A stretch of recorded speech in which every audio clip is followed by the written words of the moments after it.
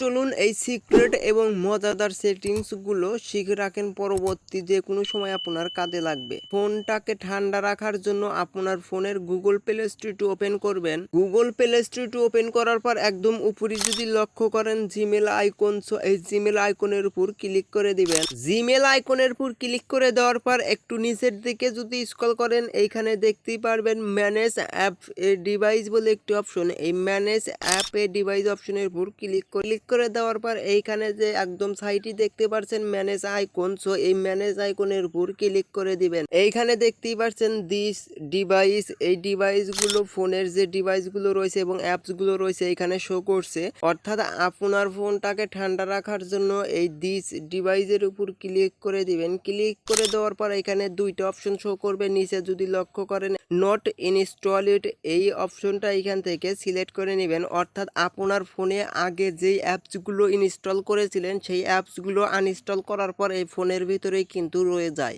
সেই অ্যাপসগুলো থাকার কারণে আপনার ফোনটা হ্যাং, স্লো কাজ করে না, ফাস্ট কাজ করে না, হ্যাং হয়ে যায়। নট ইনস্টল এইখানে ক্লিক করে দিবেন। ক্লিক করে দেওয়ার পর এইখানে ডিলিট হওয়া অ্যাপসগুলো কিন্তু আপনি আনইনস্টল করেছিলেন সেই অ্যাপসগুলো আপনার ফোনে শো করছে। সো এই অ্যাপসগুলোকে আপনারা এখান থেকে ডিলিট করে দিবেন। সো আমি এইভাবে ডিলিট করে দিচ্ছি। একদম উপরেই দেখতে পাচ্ছেন ডিলিট আইকন, এই ডিলিট আইকনের উপর ক্লিক করে দেওয়ার পর এই অ্যাপসগুলো কিন্তু রিমুভ করে দিবেন। এই রিমুভের উপর ক্লিক করে দেওয়ার সাথে সাথে এই অ্যাপসগুলো কিন্তু ডিলিট হচ্ছে।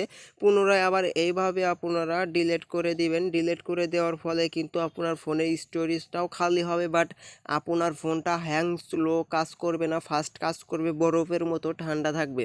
এই ভিডিওটি এই পর্যন্তই শেষ। ভিডিওটি কেমন লাগলো অবশ্যই কমেন্ট করে জানাবেন। এই ভিডিওটি আপনার টাইমলাইনে শেয়ার করে দিবেন, পরবর্তী আপনার কাজে লাগবে।